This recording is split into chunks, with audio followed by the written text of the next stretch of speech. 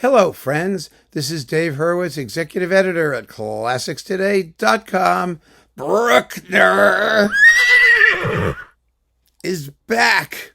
Well, actually, it's not all that bad. What we have here is Paavo Järvi and the Tonhalle-Orchester of Zürich doing a pretty good Bruckner Eighth.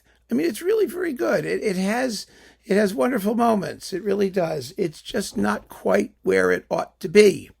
And we're going to talk about why it's not quite where it ought to be. Now, the Eighth Symphony, as you know, is difficult. It's long. It's challenging. It offers the orchestra many opportunities to do bad things. Fortunately here, the orchestra doesn't do many bad things. They really play quite well. I mean, the brass section particularly sounds lovely. I was very impressed by the horns. The trombones are terrific. The trumpets are too backward in the mix. There are moments where they need to come out and really scream. And if the light just went, it's because there's a cat in front of it. Finster, come here. Oh my goodness, she is impossible. Come here, honey. Come here. All right, there we go. So here's the problem. I know I'll let you down if you want, but you got to be good and not block my light. You know, in the first movement development section, the climax, heading toward the recapitulation, when the bottom of the orchestra is going ba-dum, ba-dum, ba-da, da-da-dum, with the opening theme, and the trumpets are playing the second subject, wa-da-da-da-da. They should really be wailing, and they don't wail. They really don't. In the scherzo, you know, in the second part, when they come back for the recapitulation, it's da-dum bum bum bum, da-dum bum bum bum. You just want to hear more of them. So it's not that they're not there. I mean, they are, but it's a little bit of a congealed sonority. So I prefer it to be a little less gelatinous. Let's put it that way. But the real problem is one of timing, of tempo, because Bruckner, as you know, comes in chunks. Here, go ahead. You can get down. Thank you. Bruckner comes in chunks. Oh, dear. And those chunks have to be allocated along a time continuum so that they make sense, so that they cohere. And what Järvi does is, for example, in the middle of the development section, and he does in both the first movement and the finale, he just slows down. He brings the music to a dead stop. And he brings it to a stop where some of its least interesting moments happen.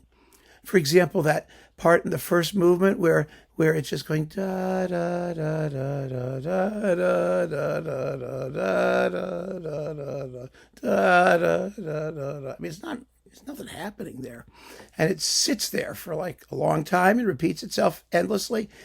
That part needs to move along a bit. It just can't have that feeling of total stasis. And we've got the same issue with some of the chorale sub-themes of the finale, you know, da, da, da, da, da, da, that stuff. It just dies. It creates dead spots where there don't need to be dead spots. And that's my principal problem with the performance. I mean, otherwise, it's really very good. Yes, there are some fussy things, but I mean, the opening is wonderful. The very opening of the symphony is beautiful with the oboe sounding sad. I mean, the tragedy is latent. You feel the doom that's coming in the first movement. It arrives. I mean, you know, the ending is really powerful.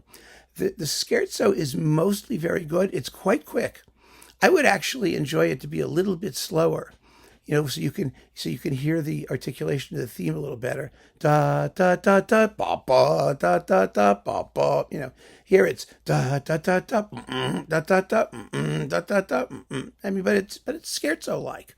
The central trio with the harps is beautifully phrased. The harps are wonderfully present. The adagio is gorgeous. I have absolutely no complaints whatsoever about the adagio. It's a beautiful performance of that movement. And the finale, as I said, it just has its dead spots. I wish it were otherwise. I mean, I wish you just got on with it through the middle of it, where it tends to kind of like bog down, and got going with the coda a little bit better.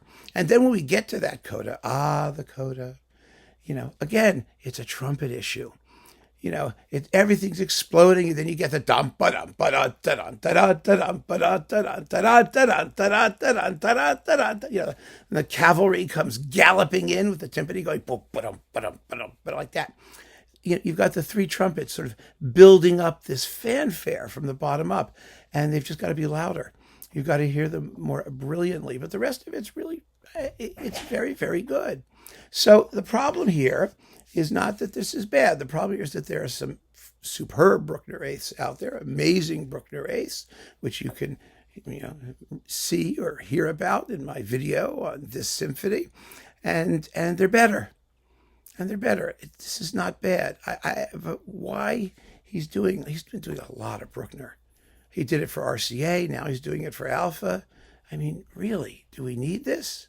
Of course not. I mean, it's a rhetorical question, but it gets to be a little bit much, in my view, when everybody is doing this stuff and doing it okay. We want better than okay. We want fabulous.